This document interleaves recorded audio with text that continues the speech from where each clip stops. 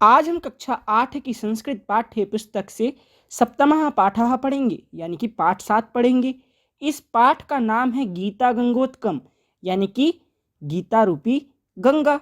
बच्चों, गीता हिंदुओं का सर्वमान्य एकमात्र ग्रंथ है जिसमें भगवान श्री कृष्ण द्वारा अर्जुन को दिए गए उपदेशों का संकलन किया गया है। यह महाभारत के भीष्म पर्व का अंग है। बच्चों, गीता में 18 अध्याय और 700 श्लोकों का समावेश है।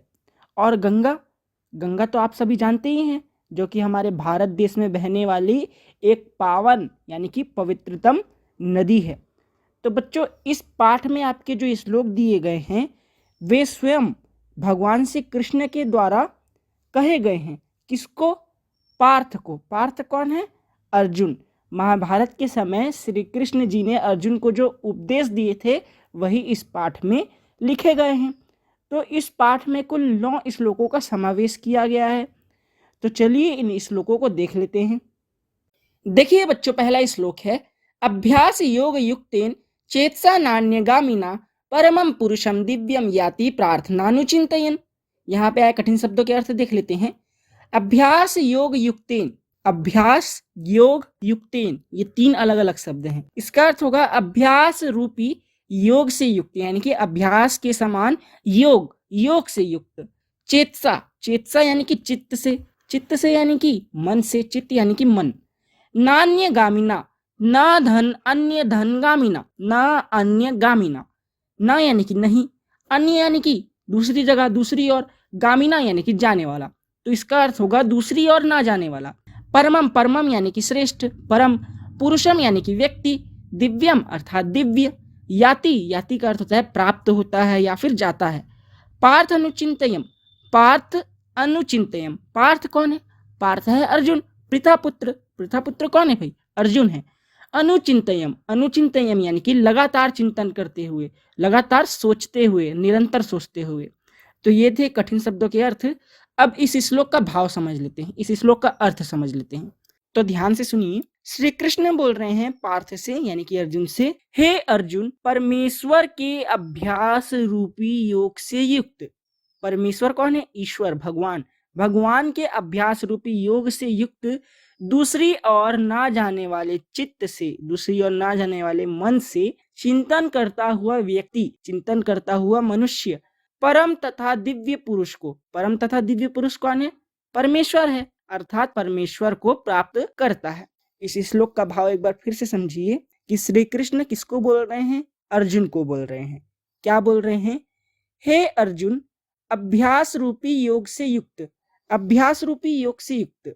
अभ्यास योग युक्त लिखा है ना, इसमें अभ्यास योग जो है उस पद में आपके 2 शब्द आए हैं। कौन कौन से? अभ्यास और योग। अभ्यास करते क्या होता है? यहाँ पे अभ्यास से आशय है संसार से, संसार से यानी कि दुनिया से मन हटाकर परमात्मा में बार बार अपना मन लगाना ही अभ्यास है। और योग, अपने लक्ष्य पर ही दृढ़ रहने का नाम योग है। अपने लक्ष्य पे यदि आप दृढ़ रहते हैं तो उसी को आप योग कहेंगे। तो अभ्यास योग युक्त यानी कि अभ्यास रूपी योग से युक्त, जो आप अभ्यास कर रहे हैं, बिल्कुल ध्यान लगा के कर रहे हैं, यही है अभ्यास योग। तो ईश्वर के मनन चिंतन के साथ युक्त होकर दूसरी ओर ना जाने वाले चित्त से, यानी कि चित्त अन्यगामी नहीं होना चाहिए, अर्थात सिर्फ परमात्मा के सिवाय दूसरा कोई लक्ष्य नहीं होना चाहिए। तो परमात्मा के प्रति ध्यान रखा हुआ व्यक्ति याति प्रार्थनु चिंतयम, यानी कि हे प्रार्थ, ऐसा निरंतर चिंतन करता हुआ ही परमात्मा को प्राप्त होता है। एक बार फिर से इस श्लोक का अर्थ देख लीजिए कि श्री कृष्ण बोल रहे हैं अर्जुन से कि हे अर्जुन, ऐसा व्यक्ति जो परमेश्वर का ध्यान करता है, परमेश्वर के अभ्यास रूपी योग से युक्त है और उसका मन जो है दूसरी ओर विचलित नहीं होता, ऐसा मनुष्य ही परम तथा दिव्य पुरुष को, कौन है परम तथा दिव्य पुरुष? भगवान है, परमेश्वर है वो। तो परमेश्वर ऐसे पुरुष को ही प्राप्त होते हैं। अब हम देखते हैं दूसरा श्लोक। देखिए दूसरा श्लोक है पत्रम पुष्पम फलम तोयम यो मे भक्तया प्रयच्छति तदहम भक्तियुपहृतमश्नामि प्रयतात्मनः। पत्रम यानी कि पत्ता, पुष्पम यानी कि पुष्प, फूल, फलम यानी कि फल, तोयम, तोयम यानी कि जल, पानी, यो, यो यानी कि जो कोई, मे का अर्थ होता है बच्चों मेरे लिए यानी कि मुझे, भक्तया, भक्तया यानी कि भक्ति पूर्वक, भक्ति के साथ, प्रयच्छति, प्रयच्छति यानी कि प्रदान करता है यानी कि देता है। तदहम, तदहम का संधि विच्छेद करेंगे, तत् धन अहम, तत् यानी कि उसे, अहम यानी कि मैं, तो तदहम बन जाएगा ये। तदहम का अर्थ होगा उसे मैं। भक्त्युपहृतम स्नामि, भक्त्युपहृतम, भक्त्युपहृतम का अर्थ होता है भक्त के द्वारा लाया हुआ। अश्नामि, अश्नामि यानी कि खाता हूं यानी कि ग्रहण करता हूं। प्रयतात्मनः, प्रयतात्मनः का अर्थ होता है सगुण रूप से प्रकट होकर। तो ये थे कुछ कठिन शब्द। अब हम इस श्लोक का भावार्थ समझ लेते हैं।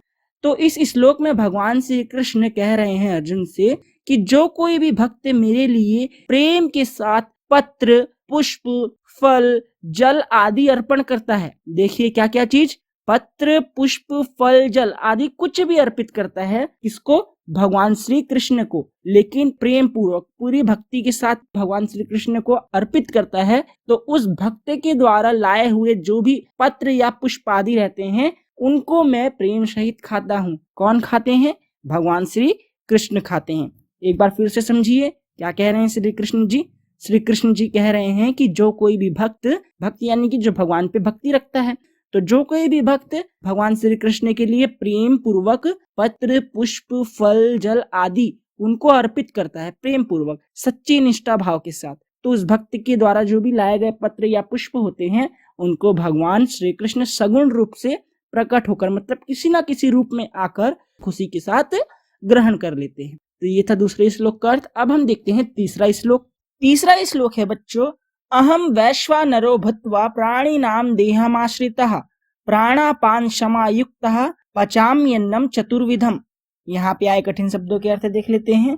अहम, अहम यानी कि मैं, वैश्वानरो, वैश्वानरो यानी कि बच्चों पाचन की अग्नि, हमारे उदर में भोजन को पचाने के लिए एक अग्नि होती है जिसे हम पाचन की अग्नि कहते हैं या फिर जिसे हम वैश्वानर भी कहते हैं। भूत्वा, भूत्वा का अर्थ होता है बच्चों होकर। प्राणी नाम, प्राणी नाम का अर्थ होता है सभी प्राणियों के, जितने भी लोग जीवित हैं इस संसार में उनकी बात की जा रही है। प्राणी यानी कि जीव, जितने भी लोग जीवित हैं। देहम आश्रितः, देहम धन आश्रितः, देहम यानी कि शरीर, आश्रितः यानी कि आश्रित यानी कि स्थित। प्राणापान, प्राण अपान, ये लिखा है प्राण अपान, प्राण अपान यानी कि बाहर जाने वाली और आने वाली सांस, जैसे कि हम ऑक्सीजन ग्रहण करते हैं तो ये अंदर आने वाली वायु हो गई, और हम फिर कार्बन डाइऑक्साइड बाहर निकालते हैं तो ये बाहर जाने वाली वायु हो गई। तो यही है आपके प्राणापान, जीवित रहने के लिए। समायुक्त, समायुक्त यानी कि संयुक्त होकर। पचाम्यन्नम, पचामी धन अन्नम, पचामी यानी कि पचाता हूँ, अन्नम, अन्नम यानी कि अन्न, आपका खाद्य पदार्थ। चतुर्विधम, चतुर यानी कि चार, विधम यानी कि प्रकार, तो चतुर्विधम का अर्थ हो जाएगा चार प्रकार की। तो ये थे कुछ कठिन शब्द जो आपकी श्लोक में आए हुए हैं। अब हम देखते हैं इस श्लोक का अर्थ। देखिए ध्यान से सुनिएगा इस श्लोक का अर्थ। इस श्लोक में भगवान श्री कृष्ण कह रहे हैं कि मैं ही सब प्राणियों के शरीर में वैश्वानर यानी पाचन अग्नि का रूप धारण करके प्राण अपान की क्रिया से संयुक्त होकर, प्राण अपान की क्रिया से संयुक्त होकर यानी कि मैंने आपको बताया ना कि हम वायु ग्रहण करते हैं, श्वास लेते हैं, फिर छोड़ते हैं, तो यही है प्राण अपान की क्रिया। तो इस क्रिया से संयुक्त होकर चार प्रकार के अन्न को पचाता हूँ। क्या कह रहे हैं भगवान श्री कृष्ण की वे सभी प्राणियों के शरीर में, शरीर में यानी कि पेट में, तो पेट में क्या है, भगवान श्री कृष्ण वैश्वानर वाला रूप धारण किए हुए हैं। वैश्वानर यानी कि पाचन अग्नि, तो इस वैश्वानर यानी कि पाचन अग्नि का रूप धारण किए हुए भगवान हमारे शरीर में स्थित है और प्राण अपान की क्रिया से संयुक्त होकर, अब ये प्राण और अपान की क्रिया एक साथ संयुक्त होगी तभी तो हमारा भोजन पच पाएगा ना, तो इसलिए इन दोनों क्रियाओं से संयुक्त होकर चार प्रकार के अन्न को पचाता हूँ, ऐसा भगवान श्री कृष्ण कह रहे हैं। अब ये चार प्रकार के अन्न यानी कि चार प्रकार के भोजन कौन कौन से हैं? तो बच्चों भोजन को ना चार प्रकारों में वर्गीकृत किया जाता है। पहला होता है भोज्य, भोज्य यानी कि ऐसा भोजन जिसे हम चबा सकते हैं, जो चबाया जाने वाला भोजन होता है ना, जैसे कि रोटी, चपाती आदि, ये सब भोज्य के अंतर्गत आता है। ऐसी कुछ भी चीज जिसे आप चबा सकते हैं, मतलब भोजन जिसे आप चबा सकते हैं, वो भोज्य के अंतर्गत आता है। दूसरा प्रकार होता है पेय, इन्हें हम पी सकते हैं, जिसे हम निगल सकते हैं या फिर पी सकते हैं ना, जैसे कि दूध हो गया, पानी हो गया या फिर कोई जूस हो गया, ये सब आता है पेय के अंतर्गत। तो ये दूसरा प्रकार हो गया भोजन का। अब जो तीसरा प्रकार है भोजन का वह होता है कोह्य, जिसे हम चोष्य भी बोल सकते हैं। तो ये कोह या फिर चोष्य इस प्रकार के भोजन होते हैं जिन्हें हमें चूसना पड़ता है, जैसे कि गन्ना हो गया, तो ये किसके अंतर्गत आता है? कोह्य के अंतर्गत। अब जो चौथा प्रकार है वह है लेह्य। लेह्य पदार्थ वह होता है बच्चों जिसे हम चाट सकते हैं, मतलब चाटने वाला जो खाद्य पदार्थ होता है ना, उसको कहते हैं लेह्य। इसका उदाहरण है शहद, शहद को चाट के खाते हैं, तो ये आ जाता है लेह्य के अंतर्गत। तो बच्चों इस प्रकार से भोजन के 4 प्रकार हमने देख लिए। तो भगवान श्री कृष्ण कह रहे हैं कि मैं ही सब प्राणियों के शरीर में स्थित रहकर प्राण और अपान से संयुक्त होकर वैश्वानर अग्नि रूप लेकर ये जो 4 प्रकार के भोजन मैंने आपको बताए इन्हें पचाता हूँ। चौथा श्लोक है, सुख दुखे समय कृत्वा लाभा लाभो जया जयो ततो युद्धाय युज्यस्व नैवं पापम वास्यसि। यहाँ पे आए कठिन शब्दों के अर्थ देख लेते हैं। सुख दुखे यानी कि सुख और दुख, समय कृत्वा, समय कृत्वा का अर्थ होता है बच्चों समान समझकर, लाभा लाभो, लाभ धन अलाभव, लाभ यानी कि फायदा और अलाभव यानी कि हानि अर्थात नुकसान, जया जयो, जय धन अजयो, जय यानी कि जीत और अजयो यानी कि पराजय यानी कि हार, ततो, ततो यानी कि फिर से, युद्धाय यानी कि युद्ध के लिए, युज्यस्व, युज्यस्व का अर्थ होता है तैयार रहो, नैवम, ना धन एवं, ना का अर्थ होता है बच्चों नहीं, यह एक अव्यय है, और एवं का अर्थ होता है इसलिए, पापम वास्यसि, पापम अवास्यसि, पापम का अर्थ होता है पाप, है ना, और अवास्यसि का अर्थ होता है प्राप्त करोगे। तो ये थे कुछ कठिन शब्द जो इस श्लोक में आए थे। इस श्लोक में भगवान श्री कृष्ण अर्जुन से कह रहे हैं कि जय पराजय, लाभ हानि, सुख दुख सबको समान समझकर युद्ध के लिए तैयार हो जाओ। इस प्रकार युद्ध करने से तुम्हें पाप नहीं लगेगा। तो अब हम देखते हैं 5वां श्लोक। देखिए 5वां श्लोक है, सर्वधर्मान परित्यज्य मामेकं शरणं व्रज अहं त्वा सर्व पापेभ्यो मोक्षयिष्यामि मा शुचः। सर्वधर्मान परित्यज्य, सर्व यानी कि सभी, धर्मान यानी कि धर्म, परित्यज्य यानी कि त्याग कर, तो सर्वधर्मान परित्यज्य का अर्थ हो जाएगा सभी धर्मों को त्याग कर, माम एकम, माम धन एकम, माम यानी कि मुझमें या फिर मेरी, एकम यानी कि एक या फिर केवल, शरणम यानी कि शरण, व्रज, व्रज यानी कि आ जाओ, अहम, अहम का अर्थ होता है मैं, त्वा, त्वा यानी कि तुम्हें, सर्व पापेभ्यो सभी पापों से, मोक्षयिष्यामि यानी कि मुक्ति दिला दूंगा, माँ शुचः, माँ यानी कि मत, शुचः यानी कि शोक, तो माँ शुचः का अर्थ होगा शोक मत कर यानी कि दुखी मत हो।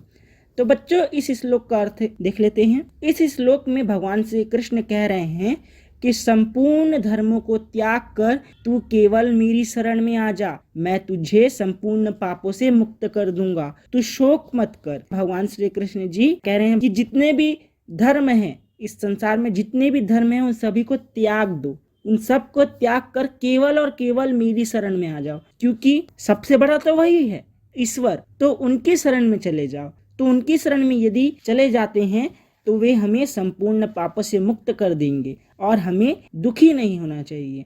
हमको किसकी शरण में जाना चाहिए? हमें श्री कृष्ण की शरण में चले जाना चाहिए। अब हम देखते हैं अगला श्लोक। 6वां श्लोक है, विहाय कामान्यः सर्वान् पुमान् शर्ति निःस्पृहः निर्ममो निरहंकारः सह शांतिं दिगच्छति।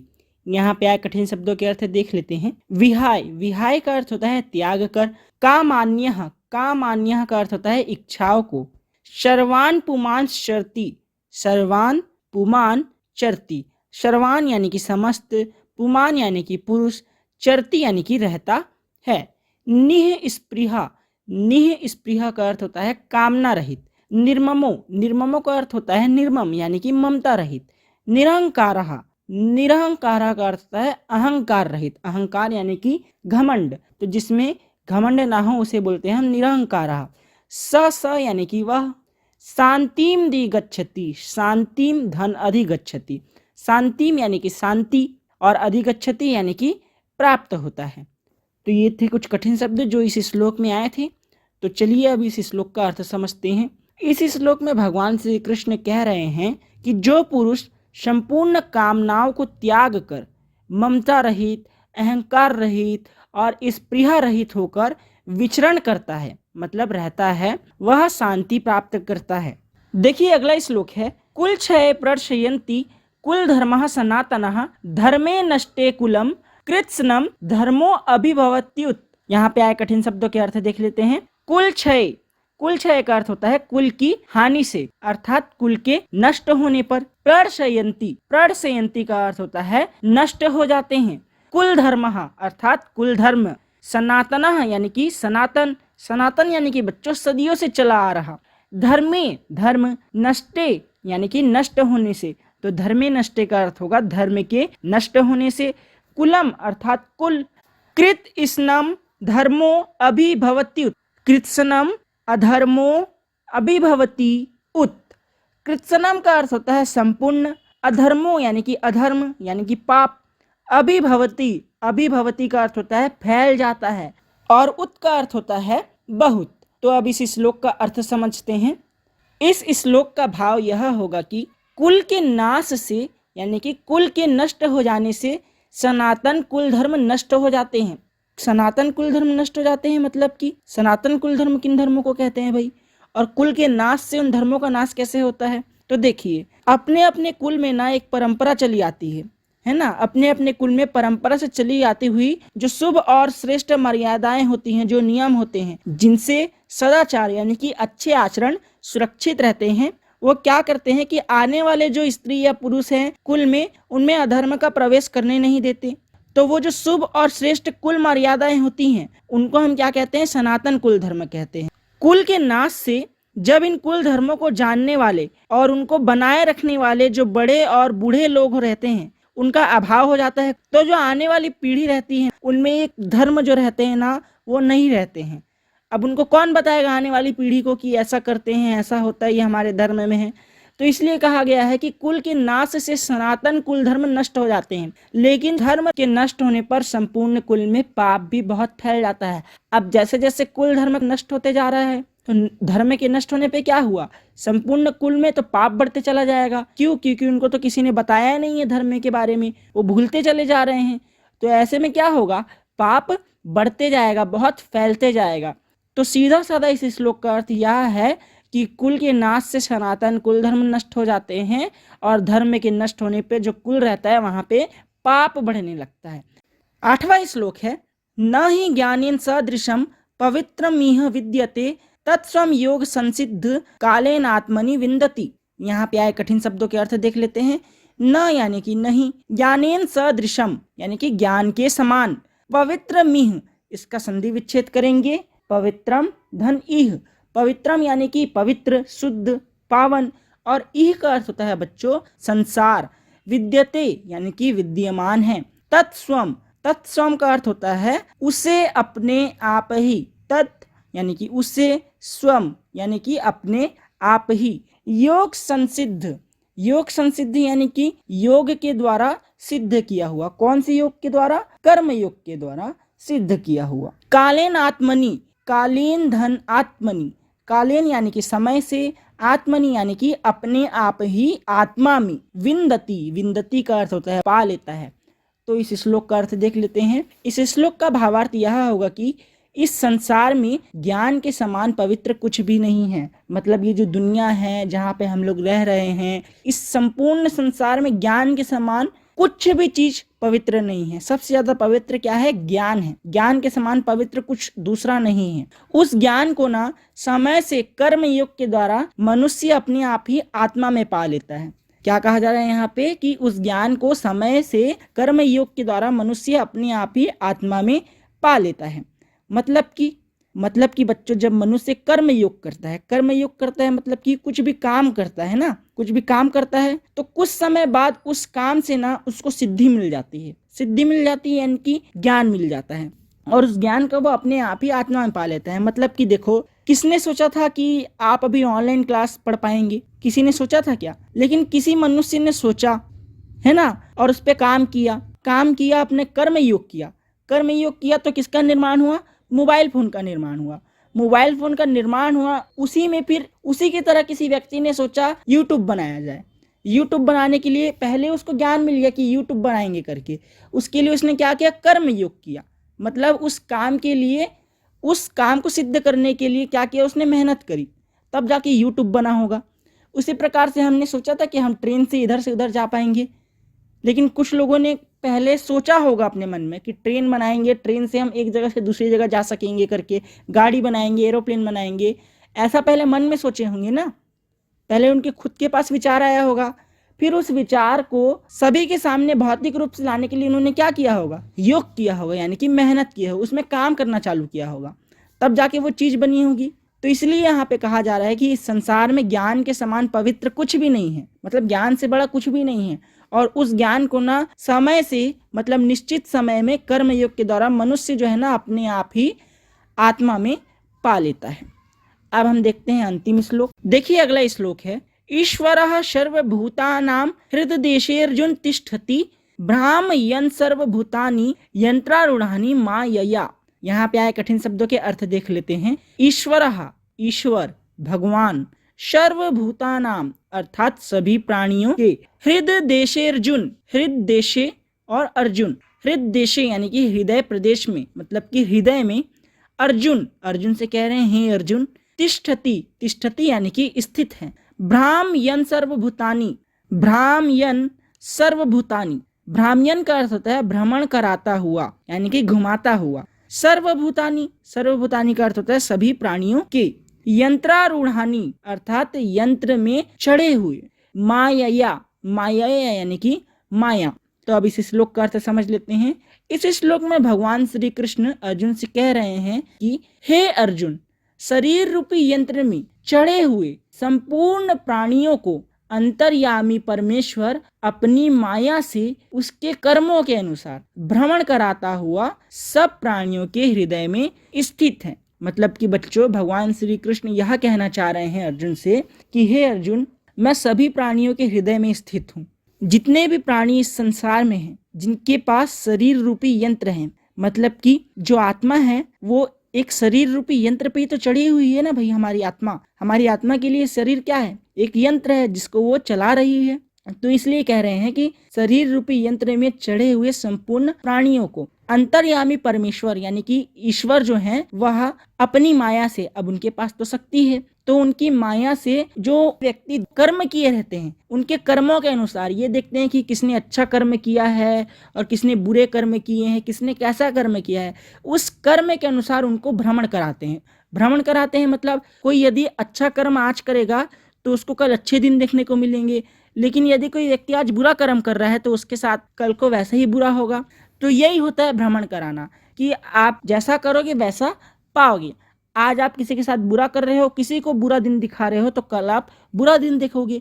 लेकिन यदि आप किसी के साथ अच्छा कर रहे हो, कल को आपको अच्छे दिन देखने को मिलेंगे। किसी की मदद आप करोगे तो आपकी कोई मदद करेगा। तो वही कह रहे हैं यहाँ पे श्री कृष्ण कि मैं अपनी माया के अनुसार व्यक्ति जिस प्रकार के अच्छे या बुरे कर्म किए रहते हैं उनके अनुसार उनको भ्रमण कराता हूँ। इस श्लोक से हमें यह सीख मिल रही है बच्चों कि ईश्वर जो है वह सब कुछ देख रहे हैं। हम जिस तरह का कर्म करेंगे उस तरह का ही हमको फल मिलेगा। तो हमें हमेशा अच्छे कर्म करने चाहिए। तो बच्चों, इस प्रकार आपका यह पाठ समाप्त होता है। अब हम चलते हैं इस पाठ में आए अभ्यास प्रश्न की ओर। प्रश्न 1 है, संस्कृत भाषा में निम्नांकित प्रश्नों के उत्तर दीजिए। इसमें का है, जनः ईश्वरस्य प्राप्त्यर्थम किम कुर्वन्ति, यानी कि लोग ईश्वर की प्राप्ति के लिए क्या करते हैं। तो इसका उत्तर आप लिखेंगे, जनः ईश्वरस्य प्राप्त्यर्थम योगेन चेतसा च चिंतनम कुर्वन्ति, अर्थात लोग ईश्वर की प्राप्ति के लिए योग और अभ्यास करते हैं एवं सतत चिंतन करते हैं। सतत चिंतन करते हैं यानी कि लगातार ईश्वर के प्रति ध्यान बनाए रखते हैं। खा है सत्पुरुषः सुख दुखे किम मन्यन्ते, अर्थात सत्पुरुष सुख दुख को क्या मानते हैं। तो इसका उत्तर आप लिखेंगे, सत्पुरुषः सुख दुखे समम मन्यन्ते, यानी कि सत्पुरुष सुख दुख दोनों को समान मानते हैं, यानी कि सुख और दुख दोनों उनके लिए समान है। ग है मुक्तेः उपाय कः, अर्थात मुक्ति का उपाय क्या है।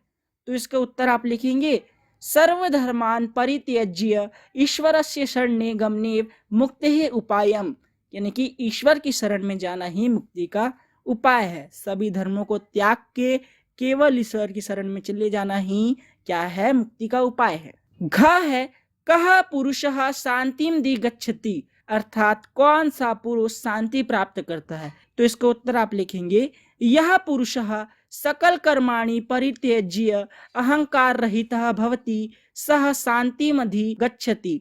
अर्थात जो पुरुष संपूर्ण कामनाओं को त्याग कर अहंकार रहित हो जाता है वही शांति को प्राप्त करता है। णा है धर्मे नष्टे किम भवति, अर्थात धर्म नष्ट होने पर क्या होता है। तो अभी हमने पढ़ा था ना कि धर्म के नष्ट होने पर कुल नष्ट हो जाता है। तो इसका उत्तर आप लिखेंगे धर्मे नष्टे कुलम विनश्यति, यानी कि धर्म के नष्ट होने पर कुल नष्ट हो जाता है, यानी कि पूरे कुल में पाप ही पाप फैल जाता है। अब हम देखते हैं प्रश्न 2। प्रश्न 2 है निम्नांकित श्लोक के रिक्त पदों की पूर्ति कीजिए। नीचे आपको कुछ श्लोक दिए गए हैं, उनमें कुछ रिक्त पद छूट गए हैं, तो आपको क्या करना है, उन रिक्त पदों की पूर्ति करना है।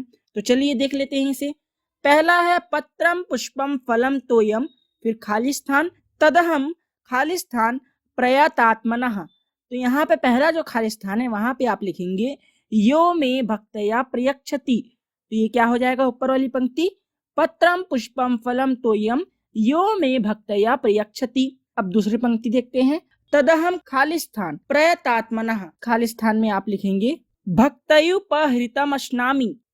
तो इस प्रकार से पहला श्लोक आपका हो जाएगा पत्रम पुष्पम फलम तोयम यो में भक्तया प्रयच्छति तदहम भक्तयुपहृतम अश्नामि प्रयतात्मनः। अब दूसरा श्लोक है खाली स्थान लाभा लाभो जया जयो ततो युध्याय युज्यस्व खाली स्थान। तो यहाँ पे आप पहले खाली स्थान में लिखेंगे सुख दुखे समय कृत्वा, सुख दुखे समय कृत्वा लाभा लाभो जया जयो। दूसरे खाली स्थान में आप लिखेंगे नैवम पापम वाप्यस्यसि ततो युध्याय युज्यस्व नैवम पापम वाप्यस्यसि। ठीक है।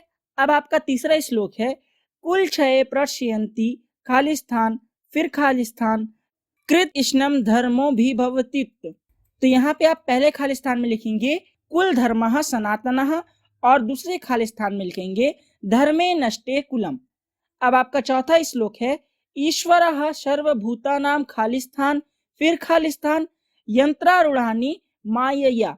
तो आप यहाँ पे पहले खाली स्थान में लिखेंगे हृदेशे अर्जुन तिष्ठति और दूसरे खाली स्थान में लिखेंगे भ्रामयन् सर्वभूतानि। तो इस प्रकार से आपका प्रश्न 2 समाप्त हुआ। अब हम देखते हैं प्रश्न 3। अब प्रश्न 3 है निम्न समासिक पदों का विग्रह कीजिए। नीचे आपको कुछ पद दिए गए हैं, उनका आपको क्या करना है, समास विग्रह करना है। इसमें पहला है जया जयो, तो इसका समास विग्रह होगा जयः च अजयः च, यहाँ पे द्वंद्व समास है। दूसरा है देहम आश्रितः, तो इसका समास विग्रह होगा देहम आश्रितः, यहाँ पे तत्पुरुष समास का उपयोग हुआ है। तीसरा है लाभा लाभव, इसका समास विग्रह होगा लाभः च अलाभः च, यहाँ पे द्वंद्व समास है। चौथा है कुल क्षय, यहाँ पे समास विग्रह होगा कुलस्य क्षय, यहाँ पे आपका तत्पुरुष समास है। अब प्रश्न 4 है निम्न शब्दों के संधि विच्छेद कर प्रकार बताइए। नीचे जो आपके शब्द लिखे गए हैं उनका आपको संधि विच्छेद करना है और कौन सी संधि का उपयोग यहाँ हुआ है उसका प्रकार बताना है। तो देख लेते हैं। पहला शब्द है पचाम्यन्नम, इसका संधि विच्छेद होगा पचामी धन अन्नम, यहाँ पे यड़ स्वर संधि है। दूसरा है यंत्रारूढ़ानि, इसका संधि विच्छेद होगा यंत्र धन आरूढ़ानि, यहाँ पे दीर्घ स्वर संधि है। तीसरा शब्द है माम एकम, इसका संधि विच्छेद होगा माम धन एकम, यहाँ पे व्यंजन संधि है। चौथा शब्द है पवित्र मिह, इसका संधि विच्छेद होगा पवित्रम इह, यहाँ पे व्यंजन संधि है। आपका पांचवा प्रश्न है विभक्ति रूप लिखिए। तो चलिए इसे भी देख लेते हैं। पहला शब्द है शांतिम, तो यहाँ पे द्वितीय विभक्ति एक वचन है। दूसरा शब्द है युद्धाय, यहाँ पे चतुर्थी विभक्ति एक वचन है। तीसरा शब्द है धर्मः, यहाँ पे प्रथमा विभक्ति बहुवचन है। चौथा शब्द है कालेन, यहाँ पे तृतीया विभक्ति और एक वचन का प्रयोग हुआ है। प्रश्न 6 है निम्न पदों में धातु और प्रत्यय अलग कीजिए। नीचे जो पद दिए गए हैं उनमें से हमको क्या करना है, धातु और प्रत्यय को अलग अलग करना है। तो देख लेते हैं। पहला पद है भूत्वा, भूत्वा में भू धातु और कृत्वा प्रत्यय लगा है। दूसरा शब्द है विहाय, विहाय शब्द में वी हा और लेप प्रत्यय का उपयोग हुआ है। तीसरा शब्द है प्रयक्षति, यहाँ पे आपकी धातु है प्र और यक्ष और प्रत्यय है ति। चौथा शब्द है विद्यते, यहाँ पे धातु जो है वह है विद और प्रत्यय है ते। अब प्रश्न 7 है संस्कृत में अनुवाद कीजिए। तो देख लेते हैं इसको। पहला वाक्य दिया गया है, यानी का दिया गया है सुख दुख समान है, तो इसका अनुवाद हो जाएगा सुख दुखे समेस्तः। दूसरा शब्द है ईश्वर सबके हृदय में निवास करते हैं। इसका अनुवाद होगा ईश्वरः सर्वभूतानां हृदये निवसति। तीसरा वाक्य है अन्न चार प्रकार के होते हैं। इसका अनुवाद हो जाएगा अन्नम चतुर्विधानि भवन्ति। चौथा वाक्य है मानव शांति चाहता है। इसका अनुवाद होगा मानवः शांतिम इच्छति। पांचवा वाक्य है गीता गाने योग्य है। इसका अनुवाद होगा गीता गेयम योग्यम अस्ति। तो इस प्रकार से आपका यह पाठ समाप्त होता है। अब हम मिलेंगे अगले वीडियो में अगले पाठ के साथ।